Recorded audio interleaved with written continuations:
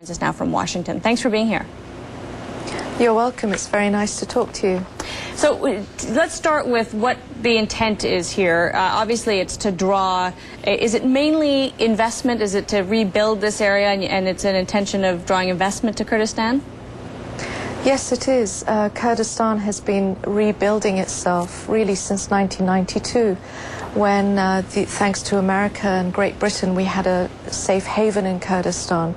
We have been building on that. We've been rebuilding our villages, rebuilding roads, bridges, hospitals. But now we have reached a stage where we feel that with foreign investment and through joint ventures with foreign partners, we can take Kurdistan to the next step. We see Kurdistan as the commercial gateway to the rest of Iraq. Ms. Rahman, let's back up for a second and tell us, where is Kurdistan exactly? What does it encompass? How many people live there, and what is there? Well, Kurdistan region is 3 provinces of Iraq. They're in the northernmost part of Iraq.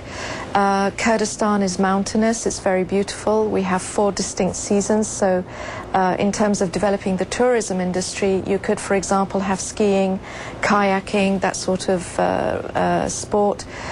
You could also have just ordinary sightseeing of historic sites. So the climate and the environment opens itself up for the tourism industry. The population of the Kurdistan region is about 5 million people. Again, the people there are very eager to learn. For example, English is a very common language, and we're trying to introduce that to our schools at a younger and younger age. In terms of industries in Kurdistan, we have agriculture, we have oil and gas, we have water, we have tourism, as I said. So the area is big enough, has a big enough population and enough natural resources to make it a real business hub for Iraq. But I guess I'm confused, because the map we just showed there shows this region straddles many different countries. How can you speak as one voice for one entity? Yes, you're right. Kurdistan is spread over Iran, Turkey, Syria and Iraq. But I represent only the Kurdistan region in Iraq. So the region I just described is just the area inside Iraq. So to that point, Kurdistan has many things going for it, but not, I think, independence. Is the political instability of that a problem when you're trying to attract foreign capital?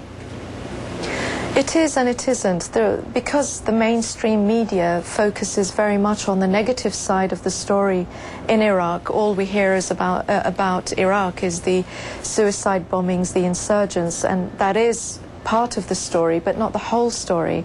The other side of the story is what's happening in Kurdistan and other parts of Iraq too, where we're building a democracy. We are doing business already. For example, in Kurdistan region, well over 60 companies from Turkey alone are involved in the construction and retail industry. We have American companies. General Motors, for example, is in Kurdistan. We have companies from Kuwait, from Lebanon, from Germany. So there's a lot going on in Kurdistan and other parts of Iraq that just doesn't get reported.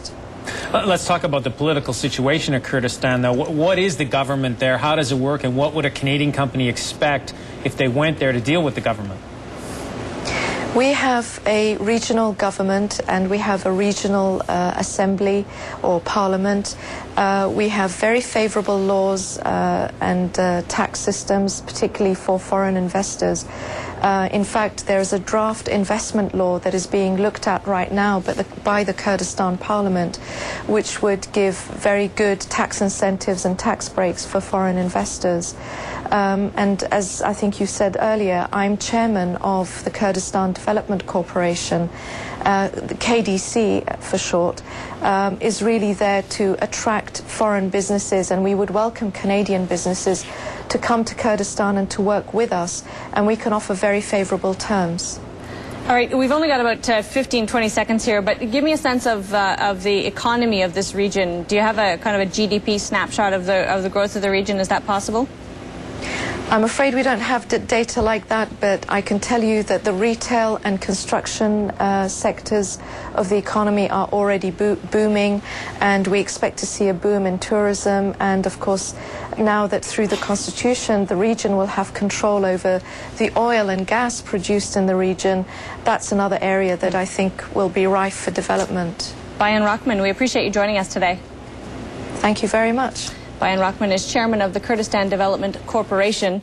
And Paul, it's interesting, when we began the research for this, we found that there is a Canadian company, Heritage Oil, that does have beginning stage. But Kurdistan happens to be, because it's part of Iraq, and Iraq has sixth largest oil reserves in the world. It actually does have huge oil and gas reserves there, and companies are beginning to put little toes in the water. Yeah, little toes. I mean, you got to wonder about the political situation. I mean, if Russia's a difficult place to invest in, or Kazakhstan, imagine a part of Iraq. I mean, I think it's going to be a long, long time. She's got an uphill climb to try and get a lot of investment there now. But as you say, money goes where there's resources, and if there's resources there, I'm sure people will find a way to get to them at some point. The thing that strikes me as interesting as well is that when we look at the map, and as you point out quite rightly, that we're straddling 3 countries when we're talking about Kurdistan, which is constitutionally a little tricky, right? You wonder whether, from the point of view of PR, they wouldn't be better off focusing on this region within Iraq, because it's an autonomous region, obviously. But you know, it's like these people's kinds of nations, and I know there's been a lot of tug-of-war between Turkey and its relationship with the Kurds, and Iraq and its relationship, obviously, under Saddam Hussein, has been very difficult. Each of those countries has had a very difficult relationship, or different relationship, with the Kurds. So I'm not so sure she's going to be able to speak for that nation. She's going to have to stick to Iraq, and once again, that's going to be a tough sell for a long time. All right, still to come on Squeeze Play. As income trusts grow up, they face some new challenges. That's still ahead.